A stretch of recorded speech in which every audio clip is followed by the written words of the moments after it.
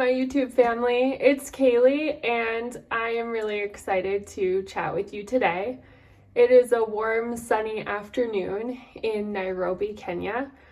I'm a mom of 6, and I have a fun list to share with you today about my own cultural experience in Kenya, and it is 9 things that my Kenyan friends give our family the side eye for.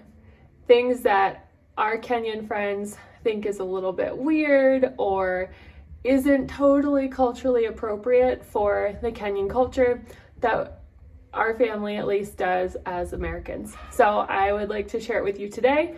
I would love to hear your comments if other people have had the same experience or a different experience.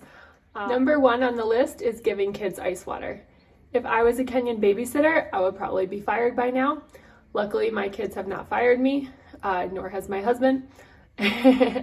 And we drink ice water all the time. Even when we were in New York and it's snowing, we're drinking ice water. It's just how I grew up. It's how I've raised my kids. I prefer ice water, and they seem to too, probably because that's how I've raised them. But if you are a Kenyan, and especially parents, they do not want their kids to be drinking a lot of cold water. Some of my Kenyan friends have shared with me that that could lead to sickness and making the child sick, and so they do not approve of giving the children ice water, but that is something that we do all the time. Another thing, number 2 on my list of things that my Kenyan friends give me a skeptical side eye for is I send my children out without jackets when the weather is cool. So this is like 60s, even low 70s. I am not sending my kid out with a jacket. I've seen a lot of Kenyan friends, they will send their children to school or out for the morning in a jacket or a large puffy coat in the 60s and 70-degree weather. For my kids and our family growing up in upstate New York, we would not be wearing a coat unless it's a lot colder and snowing, we can see our breath. So that is another thing that I find as a difference of just the temperature and how we dress does seem to vary. We'll see after a few years, maybe my kids and I will also be wearing those puffy coats and jackets in what we right now consider as warm weather. We'll see. Number 3, this is actually a cultural thing that took me a while to adjust to, even right after getting married with my husband and I. So number 3 is talking at the dinner table. In the United States, and at least for myself growing up, we would talk at the dinner table because sometimes that was the only time that we saw each other during the day. We had been at school or doing extracurricular activities earlier, and so dinner time was the time that we could sit as a family and converse and enjoy that conversation while we were eating. In Kenya, that is not good table manners. When it's food time, it's food time. You should be eating, you should not be talking. So we have had times where I am making conversation or our family is making conversation while eating around a table, and then I notice that that is not how the rest of the group is interacting at that time. Our Kenyan friends love to talk with each other, but they will save that conversation until after they're done eating. So dinner table eating time is eating time. It's usually quiet. Not a lot of conversation at the dinner table. All right, number 4 on my list is eating veggies with skins on them. A lot of the vegetables that I get here, I do have to scrub. Sometimes they still have dirt on them, especially potatoes, carrots, cucumbers, all of those vegetables. I prefer eating them with the skins on a lot of times. Some of it is sheer laziness. It's just an extra step to peel if I've already cleaned the vegetables really, really well. But a lot of the folks that I've observed cooking in Kenya will prefer to peel their vegetables, whether they're cooking them or a lot of times they will be cooking them. They usually won't eat them raw. But that is something, especially with potatoes, I just prefer them with their skins on. If I'm roasting them in the oven, I like the flavor. All right, so number 5 on the list is eating raw vegetables. Our family loves to eat raw vegetables. We'll eat veggies, cold cuts. we'll eat veggies and dip, we'll eat salads. We love our raw veggies. In Kenya, I would definitely say salads are becoming more popular, but I wouldn't say that it is as common as cooking your vegetables in Kenya.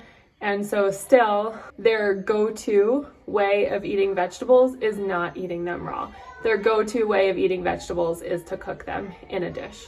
So that is my number 5, eating raw vegetables. Number 6, I find really interesting as looking both at the US culture and the Kenyan culture and just seeing that there's a little bit of an opposite that sometimes happens. So in Kenya, folks in Kenya like their cake not very sweet. And they like their chai a lot sweeter. In general, I'm making a overarching generalization here. I do have friends that do not take sugar in their chai. They don't like it sweet. But in general, what I find is that my Kenyan friends like their drink to be sweet and the cake that they're eating not to be as sweet.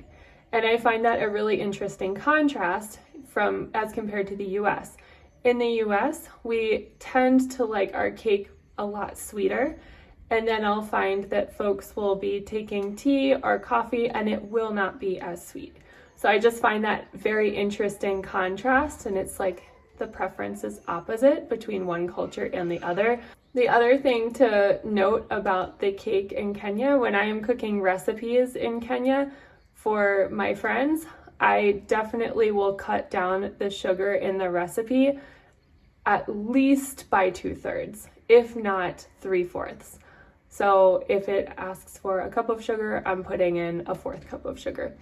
And Kenyans, I get compliments on my cake. Oh my gosh, it's so good.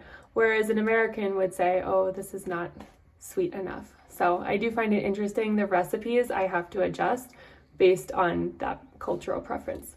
Number 7 on the list is sandwiches.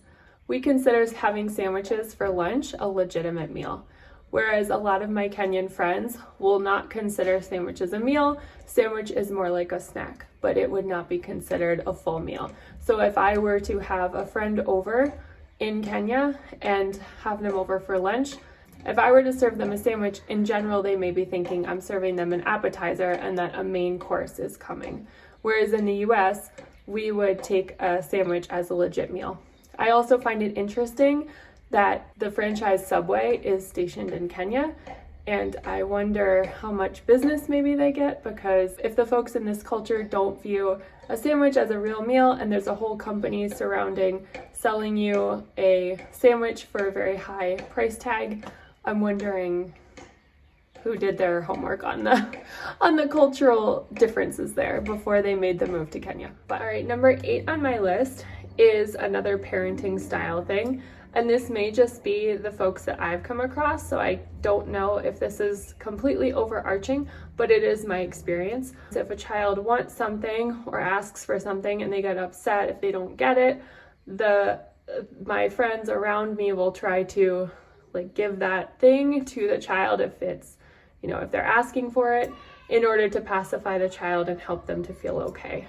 Whereas for me, I'm okay if they don't get that item. So an example I can give is we go to a co-op for homeschool every week, once a week, and during that time we do take a chai break. During the chai break, we always get chai and mandazi, and my 2-year-old will gobble up his mandazi, and then he will go around to the parents there and ask for more mandazi, right? For me, I would tell him, no, you've had enough mandazi, which is like a donut. You don't need any more. My kid knows now not to go to me. He will go and ask other parents, and they will want to give it to them because he's asking, he's a child. And of course, if he doesn't get it, he'll probably end up throwing a temper tantrum. But my last one on the list is also going off of the iced drinks. So in Kenya, you drink your tea hot. You don't have iced tea. I'm sure it's on some menus in restaurants, but I have never been served iced tea in someone's home. It's not something that's common that someone will serve you. But for us, we drink iced tea daily. I don't like to drink water by itself, but juice can be a little pricey, and so the way that I compromise that is I'll make iced tea and always have it in my fridge. But if a Kenyan was coming over my house, I wouldn't necessarily think to serve them that. or I would have to check with them to make sure that they were okay before serving them that, because it's not quite as common in Kenya as in the US. So those are my 9 things. Differences between what we do in our family versus what I've seen with some of my Kenyan friends and their families. I'm sure that there are other differences. I would be very interested to hear your thoughts, whether you have come across similar cultural differences or if there are other ones that you have noticed. Please go ahead and put those down in the comments below. I may add other lists in the future based on my experience later on, but this is what I have found so far. So I hope you all enjoyed it, and I hope you have a good rest of your day.